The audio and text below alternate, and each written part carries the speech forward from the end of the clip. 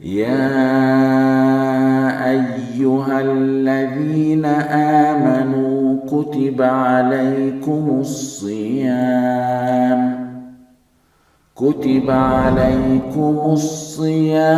كما كتب على الذين من قبلكم لعلكم تتقون. يا أيها الذين آمنوا لا تتخذوا اليهود والنصارى أولياء بعضهم أولياء بعض ومن يتولهم منكم فإنه منهم إن الله لا يهدي القوم الظالمين. عبد بن حميد related that Hudayfa said ليتقي أحدكم أن يكون يهوديا أو نصرانيا وهو لا يشعر وتلا ومن يتولهم منكم فإنه منهم.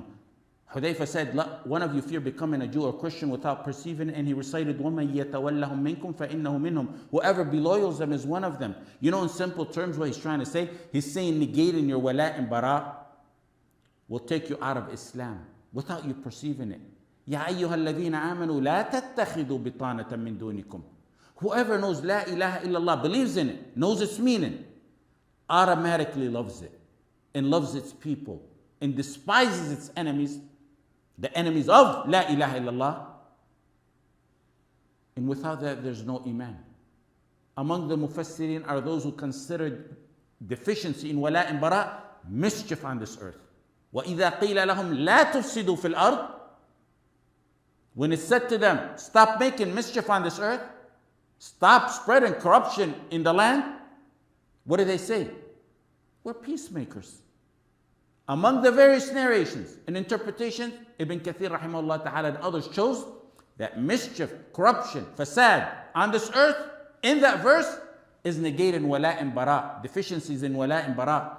I ask you by Allah, when you hear or tell those who dilute the wala and bara today, when you ask them about their mischief, don't they justify exactly with what their ancestors in Nifaq did?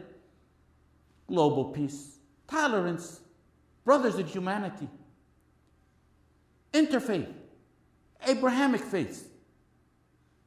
إنما نحن مصلحون صدق الله ألا إنهم هم المفسدون ولكن لا يشعرون. Verily, surely, no doubt about it, they're the ones who make mischief and they don't even perceive it.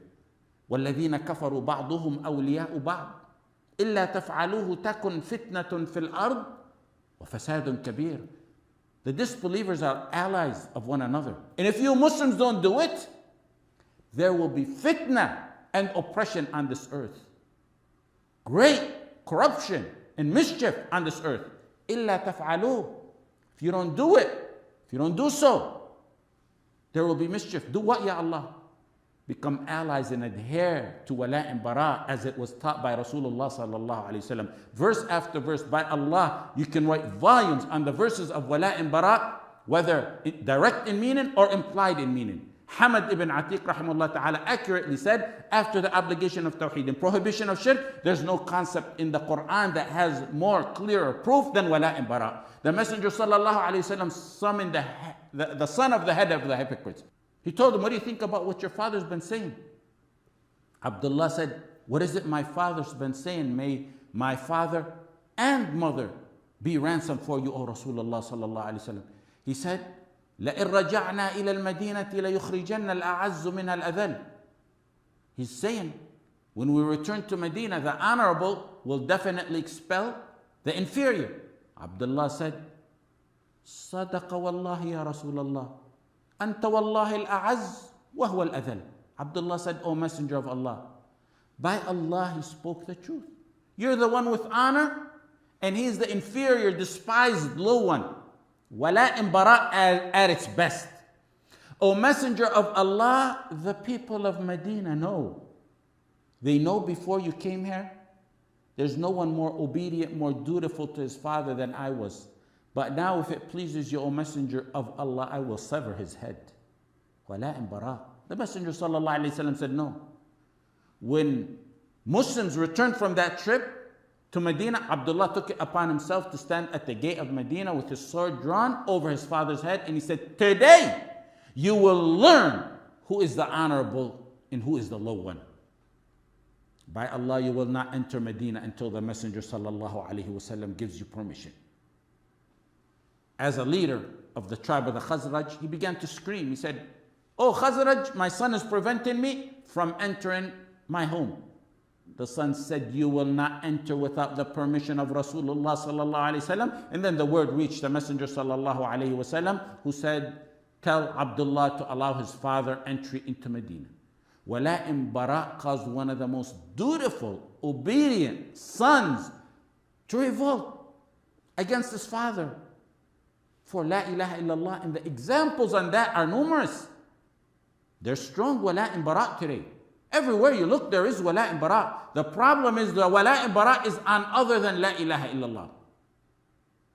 Some believe in wala' and bara' but altered its foundation from La ilaha illallah to nationalism, tribalism, humanity, interfaith, tolerance. Some devilishly looked into the eyes of a kitabiyya in an attempt to find the way out of wala' and bara'. And what do I mean by that? I mean, they say, oh, we're allowed to marry a kitabiyya, which is a Jewish or Christian woman. We're allowed to marry them, yes. They say, oh, there's going to be love, there's marriage. So how can there be wala' and bara'? In that I mentioned clearly in the Tawheed classes. There's no need to go over it again. It's as clear as can be. People raised on Tawheed with us have no vagueness in their belief. Nor are they bipolar in their Tawheedic upbringing, because matters like this are as clear as can be. Marriage to a kitabiyya, or being kind to those who don't fight, or for da'wah purposes, that doesn't negate or violate or contradict wala' and bara'. There's no contradiction except in the mind of the munafiqeen, who are spreading an ideology that will land them and their followers in the lowest depths of Jahannam. Their heads, so-called shuyukh and speakers, will never understand but the whooshing of Umar radiallahu anhu durra over their heads. That will clear the confusion the same way Umar cleared the confusion out of Sabigh ibn Asil. Diamonds and pearls and palaces awaiting the man of Tawheed. Virgins and wine, never-ending time, and gardens with rivers beneath.